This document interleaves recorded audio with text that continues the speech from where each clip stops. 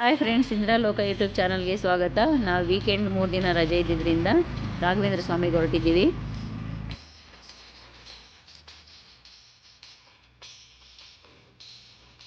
ಮಂತ್ರಾಲಯಕ್ಕೆ ರೀಚ್ ಆಗಿದ್ದೀವಿ. ತುಂಬ ಜನ ಅಂದರೆ ಜನ, ಸಿಕ್ಕಾಪಟ್ಟೆ ರಶ್ ಇದ್ದಾರೆ. ಆದ್ರೂ ನಮಗೆ ಬಹಳ ಬೇಗನೆ ದರ್ಶನ ಆಗೋಯಿತು. ನೋಡಿ, ವಿಡಿಯೋಲಿ ನೀವು ನೋಡ್ತಿರೋ ಹಾಗೆ ಜಾತ್ರೆ ಥರ ಇದ್ದಾರೆ ಜನಗಳು. ಮಠದ ಒಳಗಡೆ ಕೂಡ ಸಿಕ್ಕಾಪಟ್ಟೆ ರಶ್. ಹೊರಗಡೆ ಬಂದರೂ ಇಲ್ಲೂ ಕೂಡ ತುಂಬಾ ಜನ. ಎಲ್ಲೆಲ್ಲೂ ಜನಗಳೇ ಸಿಕ್ಕಾಪಟ್ಟೆ ಮಂತ್ರಾಲಯದಲ್ಲಿ.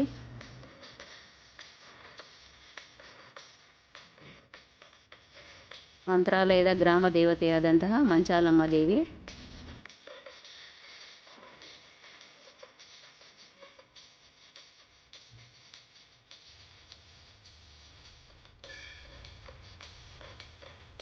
ಏಕಶಿಲಾಮೂರ್ತಿಯಾಗಿ ನೆಲೆಸಿರುವಂತಹ ಅಭಯ ಆಂಜನೇಯ ಸ್ವಾಮಿ ದೇವಸ್ಥಾನ.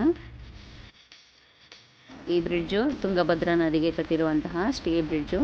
ಇದರ ಮುಂದೆ ದಾಟಿ ಹೋದರೆ ಇಲ್ಲಿಂದ ಒಂದು 20 ಕಿಲೋಮೀಟ್ರಲ್ಲಿ ಬಿಚ್ಚಾಲೆ ಮತ್ತು ಪಂಚಮುಖಿ ಆಂಜನೇಯ ದೇವಸ್ಥಾನ.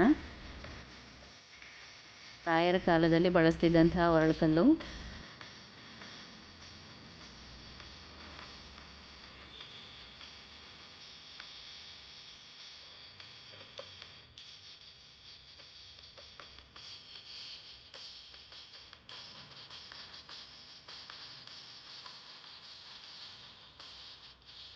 ಇಲ್ಲಿ ಹರಿಯುವಂಥ ತುಂಗಭದ್ರಾ ನದಿ.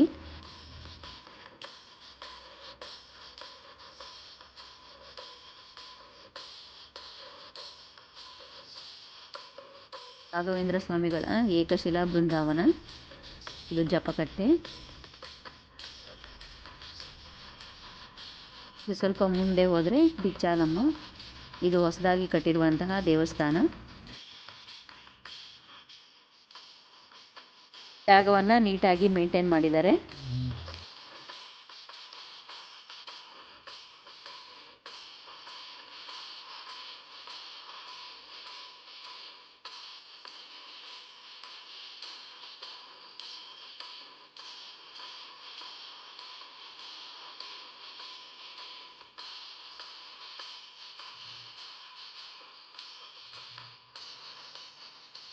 ಬಿಚ್ಚಾಲೆಯನ್ನು ನೋಡಿದ ನಂತರ ಪಂಚಮುಖಿ ಆಂಜನೇಯನ ಕಡೆ ಹೊರಟಿದ್ದೀವಿ. ಇಲ್ಲಿಯೂ ಅಷ್ಟೇ ತುಂಬ ಜನ ರಶ್ ಇದ್ದಾರೆ.